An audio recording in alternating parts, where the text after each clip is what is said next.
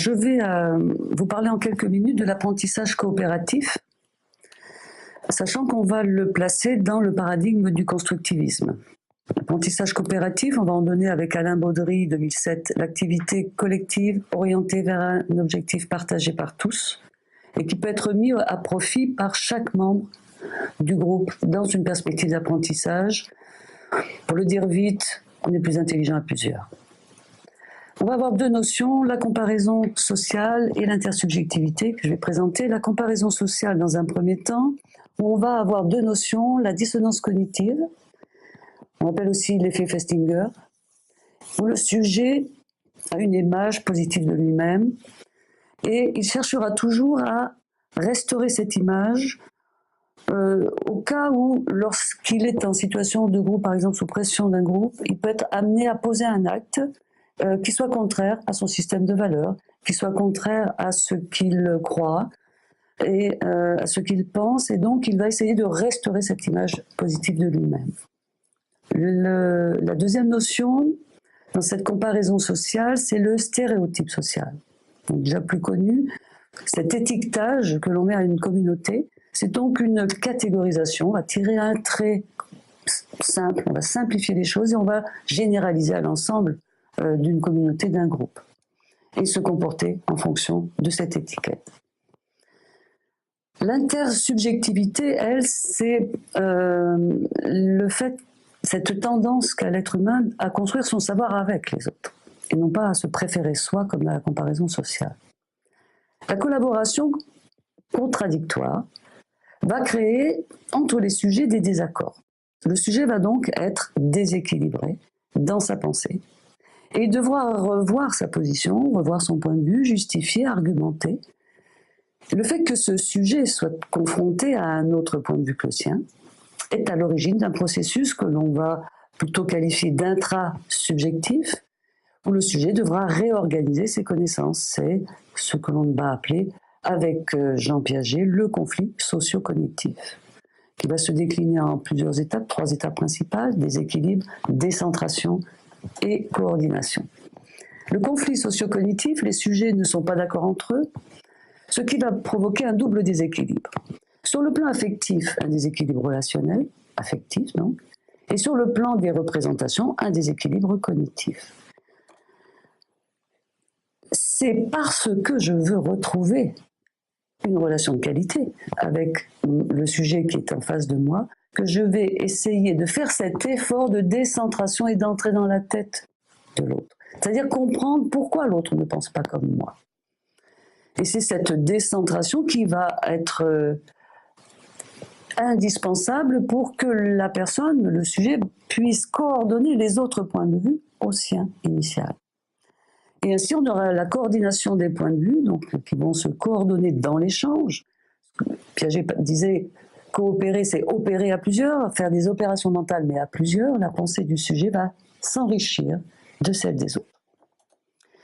La collaboration constructive prend ses racines dans une psychologie américaine axée, elle, sur les coordinations sociales, sur les régulations interpsychiques. On va parler de socio-constructivisme.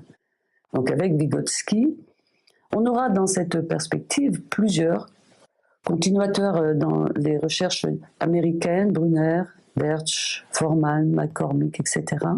Et en situation de collaboration, les sujets n'ont pas besoin, là, d'être en désaccord. On va construire le savoir, effectivement, toujours en groupe, en commun, mais grâce aux activités langagières qui vont être à l'origine de ces régulations interpsychiques. Apprendre en coopération, on va avoir deux possibilités de mise en place de ces situations coopératives. En interdépendance ou en indépendance des ressources, c'est-à-dire des informations mises à disposition des sujets. Lorsqu'on va parler d'indépendance des ressources, il s'agira de donner à l'ensemble des membres du groupe les mêmes informations. Et les travaux de recherche montrent que la situation va induire des confrontations et le maintien de ces confrontations, donc des conflits, le conflit socio-cognitif. Et là, Doise, Muni, Perret Clermont, Nicolet, Johnson et Johnson, etc., Butera, Céline Buche, ont montré que ces conflits socio-cognitifs aboutissent à des bénéfices. des bénéfices cognitifs. Principalement sur les acquisitions nouvelles, sur les tâches scolaires, sur la compréhension d'informations, la compréhension des raisonnements, ou sur des informations donc nouvelles. Les avantages de cette situation d'indépendance des ressources, eh bien, c'est que la confrontation constructive va augmenter la motivation à comprendre les oppositions, à comprendre des points de vue qui ne sont pas le mien en tant que sujet. Et donc, on va améliorer la compréhension de l'argumentation, du raisonnement. Ça va stimuler aussi la compréhension des nouvelles perspectives, du coup.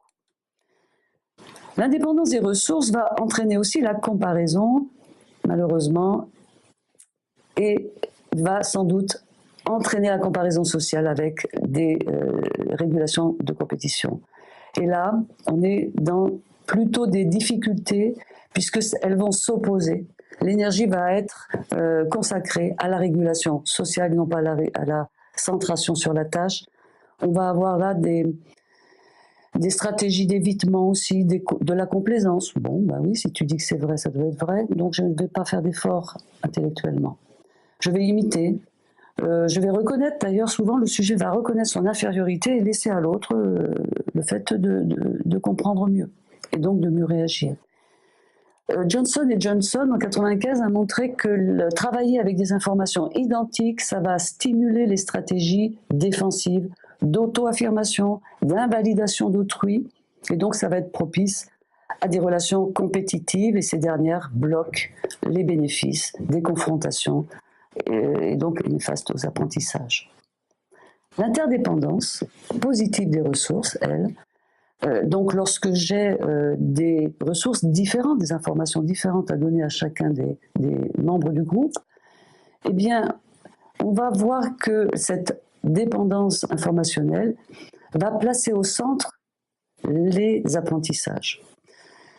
L'interdépendance va être favorable puisque les sujets attendent fortement des échanges et reconnaissent la nécessité d'échanger des ressources, puisqu'ils ne les ont pas, ils vont avoir besoin de l'autre. Et donc la nécessité de s'écouter entre eux. On constate aussi une augmentation de la responsabilité individuelle.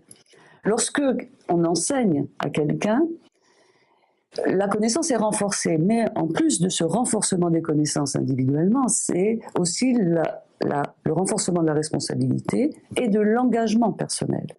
Ce qui est très utile dans nos classes avec nos élèves qui vont tout de suite prendre et comprendre la nécessité d'échanger entre eux et de s'écouter. Mais il y a aussi un inconvénient à l'interdépendance des ressources, puisque on peut être aussi penser que certains élèves ne vont pas, ou certains sujets ne vont pas avoir une bonne compréhension des informations qu'ils ont reçues, ou bien une moindre transmission des informations qu'ils ont à transmettre à leurs collègues.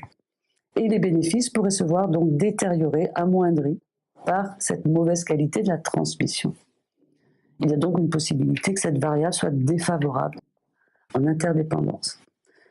Pour conclure, les contextes de conflits socio-cognitifs, de collaboration, sont des situations globalement bénéfiques aux apprentissages. Les deux dispositifs, en indépendance des ressources ou en interdépendance des ressources, sont intéressants à réaliser. On peut contrecarrer les inconvénients de la mise en compétition par un renforcement positif collectif, ou bien créer par exemple des intergroupes. C'est-à-dire que des groupes vont s'opposer entre eux, donc ça va renforcer en intragroupe la motivation à être plus performant. Mais on peut aussi éviter le problème de la qualité de la transmission en accompagnant ces sujets, en diminuant la difficulté, en les entraînant peut-être aussi les accompagnant à la transmission.